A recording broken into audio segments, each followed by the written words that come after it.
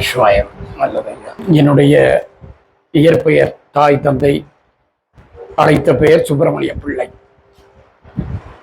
இறைவனாக ஆட்கொண்ட பிறகு ஆண்டவன் அழைக்கிறதுக்காக, அதுவும் முறையாக அரசாங்க பதிவேடுகளில் கொண்டு வந்து ஸ்ரீ பைரவா சித்தாந்தம் சுவாமி அப்படிதான் முழு பேரு கெசட்லையும் இருக்கும்.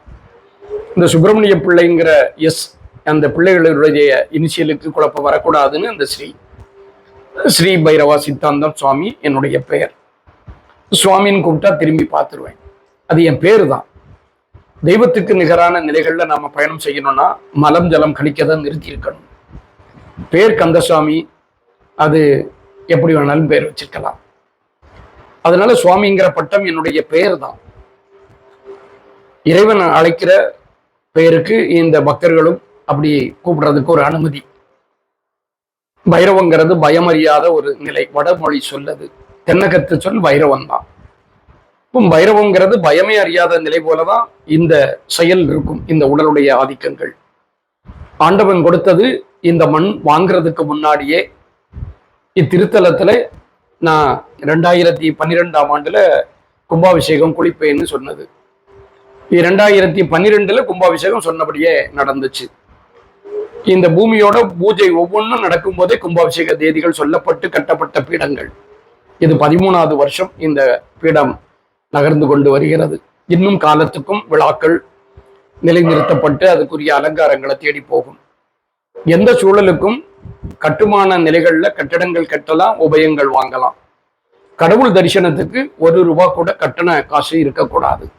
இது இறைவன் கொடுத்த கட்டளை. அந்த கட்டளையை இந்த உடல் உள்வாங்கி சுவாசம் செய்து இதுவரைக்கும் நடந்துகிட்டு இருக்கு. இனியும் அப்படித்தான் நடக்கும். காற்றை சுவாசிக்கிறதுக்கு நாம காசு கொடுத்தது போல அடையாளமாகும். அது தானம். எதெல்லாம் தானப்படுத்த வேண்டியமோ அதெல்லாம் நமக்கு இன்னைக்கு தகுதியான விலை நிர்ணயம் பண்ணி இருக்கிறோம். கல்வியும் அப்படிதான். அதனால ஒலி வடிவத்துல பிறக்கக்கூடிய வாக்கும் கூட இங்க கட்டணம் இருக்காது, தட்சணை பெறப்படாது.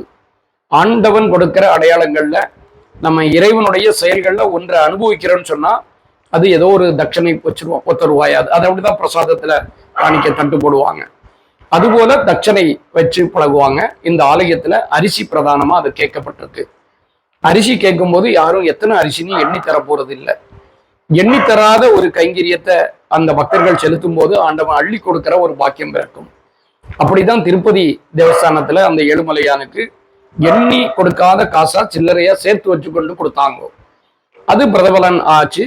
இன்னைக்கு வரைக்கும் அந்த காசு கொடுக்கணும் திருப்பதிக்குன்னு மட்டும்தான் பக்தர்கள் மத்தியில உட்கார்ந்துருக்கு. எங்க வேணாலும் கொடுக்கலாம். எண்ணாவது கொடுத்தா அந்த கடவுள் உங்களுக்கு அள்ளி கொடுக்க போறான். இந்த மண்ணுல அதையே நாம திருப்பி கேட்டா அங்க ஒரு ஆசைன்னு வந்திருக்கும்.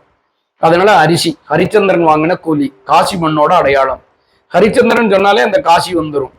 காசின்னு சொல்லும்போது ஹரிச்சந்திரனுடைய உண்மை இருக்கும். அப்போ பைரவம்ங்கிறது உண்மை, உறுதி, இயல்பு. இந்த தரிசனங்கள் முறைகள்ல அடையாளப்படுத்தும். இந்த ஆலயம் ஒரு உடல், மனித உடலுடைய அமைப்பு போல. 12 ராசிகள் நமக்கு இல்லை, அது இறைவனுக்குரிய உடல் பாகங்கள்ல இருக்கிறது. அதனால இறைவனுக்குரிய அடையாளத்துல அந்த படிகள் இருக்கும். நம்முடைய பிறவி 10 மாசம்தான்.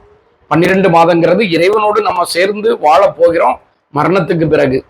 இப்போதைக்கு பயிற்சியில கடவுளை பார்க்க போகிறோம். 10 மாச பிறவி, 12 மாத பிறவிக்கான படி ஏறும்போதுதான் வெற்றி. அந்த வெற்றியை தேடி நம்ம போகணும்னா எல்லாருக்கும் பிடிக்கும். ஆனா மரணம்ங்கிற வார்த்தையை சொன்னா பிடிக்காது. வெற்றி பிடிக்கும். வெற்றியினுடைய அடையாள ரகசியம் இந்த மரணம். அசையாது இருந்தீங்கன்னா அது ஆசை கட்டுப்படும். அதனால ஆண்டவனுக்கு பிடித்த தியானம்.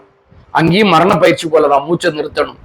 மலைகள் வாழுதுன்னா ஆயிரக்கணக்கான வருஷத்துல அசையாது இருக்கும். மரங்கள் அசையும், வெட்டிடுவாங்க. அசையாது நிற்குன்னா ஆயுள் கூடும். அப்படி ஆசை கட்டுப்படுறதுக்கு தான் அந்த ஆண்டவன் கொடுத்த அறிவு சொற்கள். எப்பவுமே எழுத்து அறிவிச்சவன் கடவுள். எழுதி கொடுத்தா அதை திருத்தி பார்க்கறதுக்குரிய நிலை பிறக்கும். திருத்தினா அர்த்தங்கள் மாற்றுவான். எந்த நிலைக்கும் தகுதிக்கு இடம் கொடுக்கறது போல அதனுடைய செயல் மாறிக்கிட்டே இருக்கும். அதனால அந்த ஒலி வடிவத்துல ஆண்டவன் கொடுத்தான். இன்னைக்கும் விஞ்ஞான உலகமா இருந்தாலும் ஆண்டவன் அன்னைக்கே கொடுத்ததுதான். விநாயகருக்கு முதல் சுதி பாடுங்கோன்னு. இன்னைக்கு கம்ப்யூட்டர் உலகமா இருந்தாலும் நாம அந்த மவுஸ்க்குன்னு வச்சுதான் இயக்குறோம். அதுக்கு கிங்குன்னு கூட பெயர் வச்சுக்கலாம் பகுத்தறிவாளர்கள். எந்த நிலையிலையும் அதுக்கு மவுஸ்ன்னு வச்சா அப்ப எலியை குறிக்கிறான். இருந்த இடத்திலேயே தான் அது சாதிக்கக்கூடிய கலை. விநாயகருக்கு அதுதான். ஒவ்வொன்றும் நமக்கு ஆண்டவன் நிறுவனம் தந்துகிட்டே இருக்கிறான்.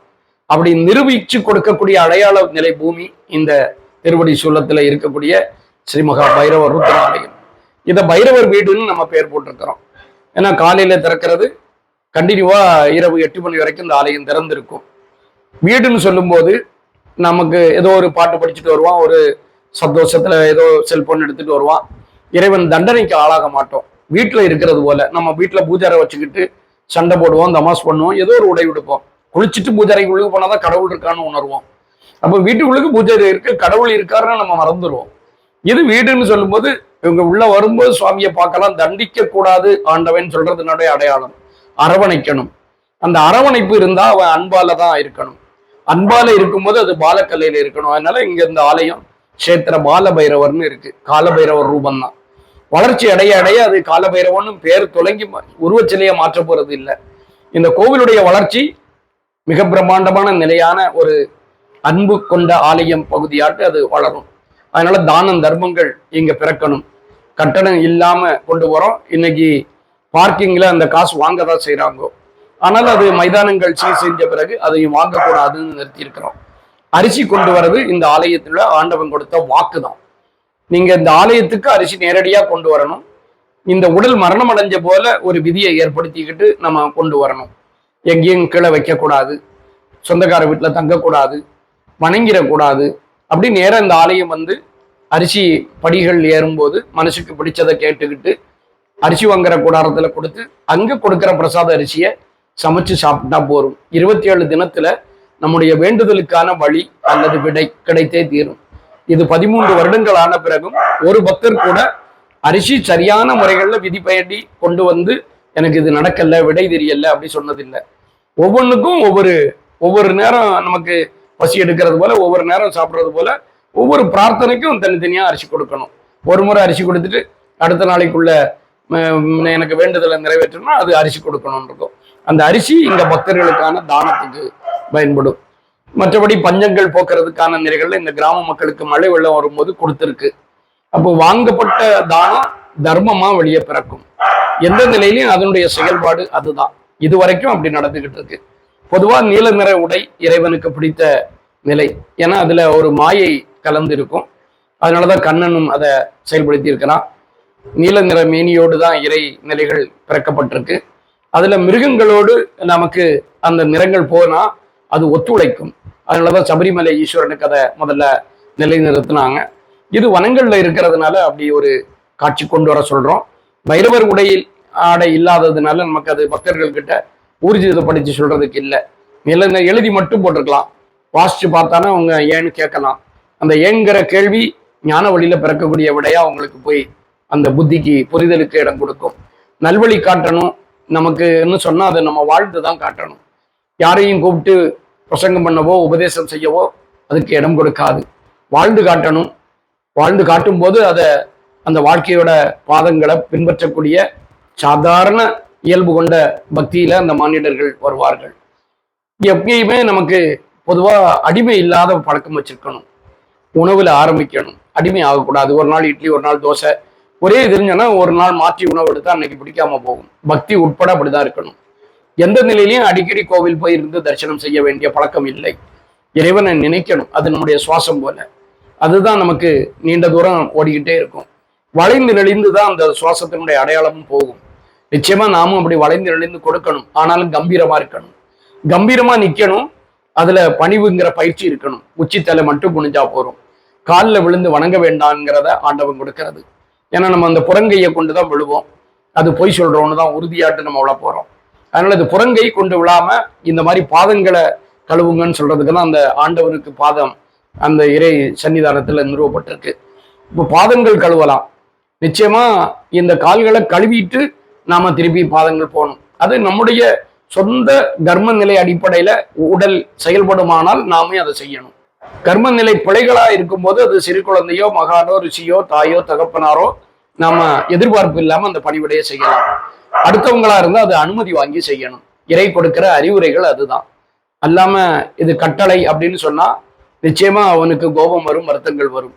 அதனால கட்டளைகளை இறைவன் ஒலி வடிவத்துல சொல்லி அழகா சுவாசிக்கிற ஜீவிதங்களுக்கு அது உள்புகுந்து சிந்தனையில அசைவு ஏற்படுத்தும் போது கர்ம நிலைன்னு ஒன்ன உருவாக்கி அந்த கர்மப்படி அவனுடைய பாதங்கள் பலன் கொடுக்கட்டும்னு வச்சிருக்கு. அதனால பக்தர்கள் இங்க மண்ணுல முகம் பார்த்து கொடுக்க வேண்டாம், தெரிஞ்சவங்கன்னு வர வேண்டாம். இந்த மண்ணுல பாதங்கள் பதிச்சிருந்தா போறோம். பாதங்களை பார்வை பார்த்து ஆண்டவன் படி கொடுத்துருவான், பலனும் கொடுத்துருவான். அதனால அந்த ராசி படிகள் வச்சிருக்கு. அவனுடைய ராசியில அவன் மிதிச்சு ஏறட்டும்னு. தன்னுடைய உடலையே அவன் தியாகம் பண்ணணும் ஒரு நாள். நிச்சயம் அந்த தியாகத்தினுடைய அடையாளத்துல தான் இங்க தியான மண்டபம் இருக்கு. லட்சுமி குபேரர் ஆலயம் கும்பாபிஷேகம் நடக்கிறதுக்கு இருக்கு. வராகி அம்மன் கும்பாபிஷேகம் நடக்கிறதுக்கு இருக்கு. சர்வ நிலைகள்லையும் பாத்தியம் பெற்ற இங்க பீடங்கள் உருவாகினது எல்லாமே இறைவனுடைய வாக்குல உதிர்ந்த பீடங்கள் தான். ஒவ்வொரு வருஷமும் ஒவ்வொரு பீடங்களா உருவாகி இப்போ மே மாதம் 5ஆம் தேதி துவங்கி 7ஆம் தேதி கும்பாபிஷேகம் நடக்கிறது. இறைவனுடைய நிலை திருவிழாக்கள்ல இதுவும் ஒன்று அலங்காரமா ஆகும். மற்றபடி உடல்கள் இருந்தா ஆசை இருக்கும், முடி வளர்க்கணும்னாது இருக்கும். அந்த முடியும் வளர்க்கக்கூடாதுன்னு சொன்னா கோலங்கள் மாறிக்கிட்டே இருக்கணும். அதனால இந்த ஆண்டவை இப்போ இந்த கோலத்துல இருக்கிறேன். எந்த நிலையிலையும் அந்த கோலங்கள் மாறலாம். கோலங்கள் மண்டபத்துக்கு ஏற்றவாறு பெருசா இருக்கலாம், சின்னதா இருக்கலாம். அப்படி அழகு நிலையும் ஆனந்தமும் அதுல இருக்கணும். யார் இந்த கோலம் பற்றி கேட்டாலும் அதுக்கு விவரம் விடை சொல்லணும். அப்படி விடை சொல்ற நிலையமாதான் இதனுடைய உடலும் இந்த ஆண்டவன் கொடுத்த கர்ம கட்டளை செயலும் அரங்கேற்றத்துல இருந்துகிட்டு இருக்கு. நம சிவாயமா.